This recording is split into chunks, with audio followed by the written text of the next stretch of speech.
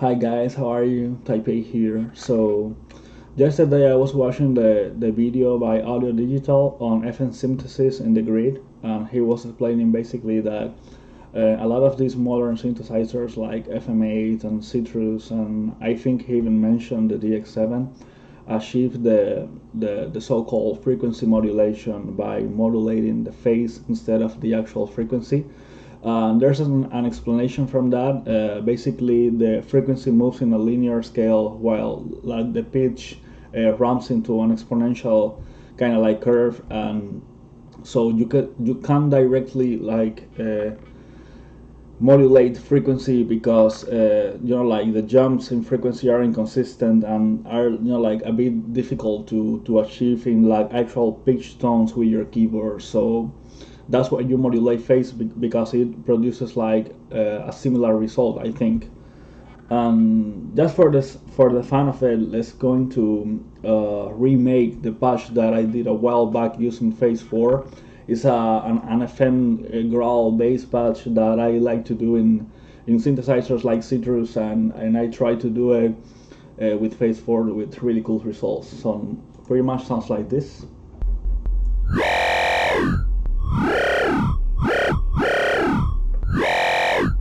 So yeah, it's basically a carrier, a sine wave, and the modulator part is two oscillators modulating the phase of the first oscillator, and one of them is a higher pitch, it's a 32:1 ratio, and the other one is just a regular pitch oscillator modulating the one with the high frequency ratio. So let's do this from scratch. It's going to be like really cool to remake this stuff. So let me add a new instrument. It's pretty simple. So I'm going to teach you a few tips that you can mess around to kind of like understand better this stuff. Also how to enhance any scenes that you can create with this configuration. I particularly like this because FM is one of the types of synthesis that with like few building blocks you can get really complex waveforms because the nature of how modulating like the phase or the frequency whatever can produce like a lot of tones in the signal, a lot of harmonics. And so let's start with a sine wave, and if you want to do that like me to keep things organized in your patch, you can add a label, and this is going to be our carrier. The other thing you want to do is to start adding your modulator oscillation. So it's going to be one as a triangle and another one. And we can rename these ones to modulators.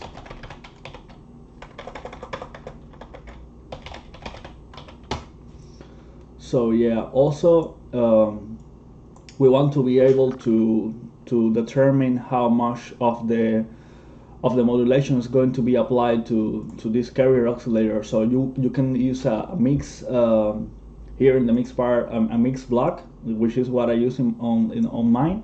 Or actually yesterday I was experimenting with this blend one, which is kind of like funny because it's going to send it's going to map two sources to the blend mode, and you're going to be having this relation to 50-50, 60-40, and if you go here, for instance, it's going to be the number 2, or if you go to all the way to the left, it's going to be on number 1. So this is kind of like a fun experiment to have this oscillating between like positive and negative 1 and 2, and then like sending this to the phase and modulating with that. It's kind of cool. But you also want to have a lot of control. So maybe let's go with the mixer for this one. And yeah, so this here and this here. We want this to be a higher pitch ratio. So let's do that. Let's do this 32. Let's reduce this by -12, for instance. And also you want to have a macro controlling the actual amount of phase modulations, which is going to be the one in this carrier oscillator, and the one in the other oscillator that's going to modulate this one. So let me put this here. Let's add a macro. I don't know if there is macros inside the grid, like an actual macro modulator per.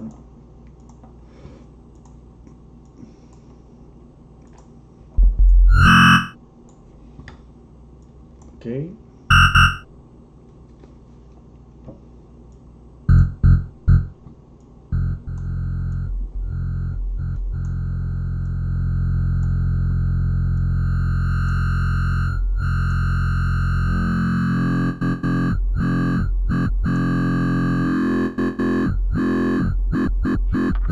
So we are more or less getting the tone now.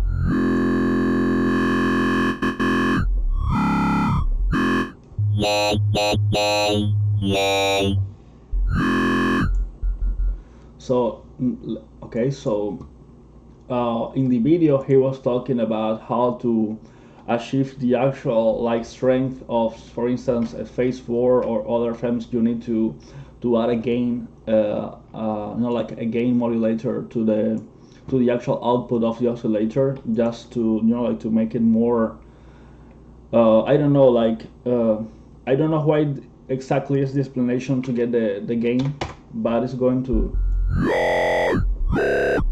If we right now see this, compare this to the phase 4, it's going to sound pretty similar, just because adding this a gain controller to the output of this first oscillator.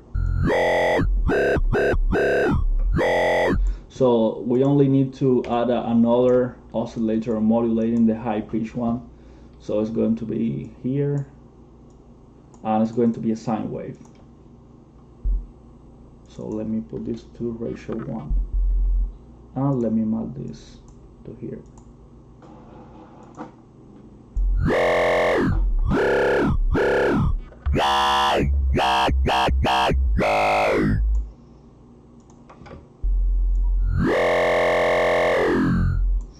Okay, so we have basically the same configuration that I show you guys in my patch.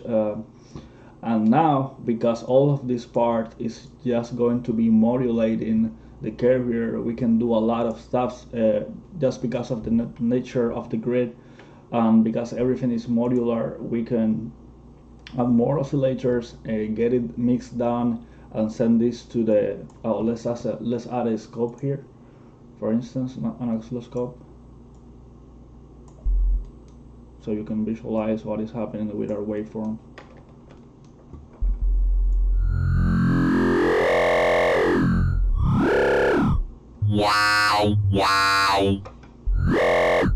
If you really want to destroy your signal, for instance, you can use a shaper here, the output.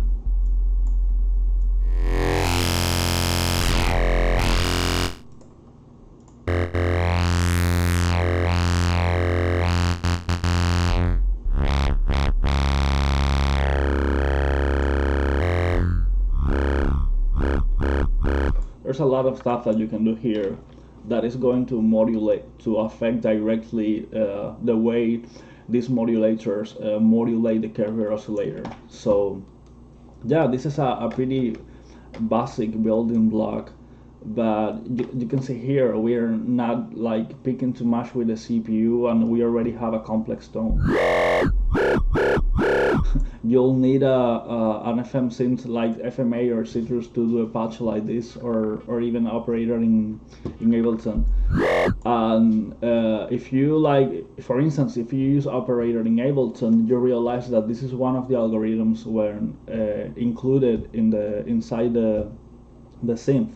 Basically, one oscillator modulating this one, another oscillator modulating the carrier, and another modulating one of the modulators. And that's pretty much the conventional algorithms. If you can mess around with this part and have just this sine wave going directly to the output, and you basically have an FM synthesizer. And of course, you can add your own effects, and you can mess around even more here.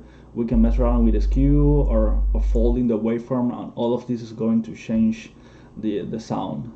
Yeah, so it's pretty simple, but I guess it's a powerful application of the grid to make like modern tones and not just basically like bleepy and stuff. And Hope you guys like this. Let me know if you want to if you want me to do more tutorials like this with the grid in the future, because sometimes I think, like, not everyone is interested in seeing, like, the same sounds builded with different stuff. Like, they see it once and they move on.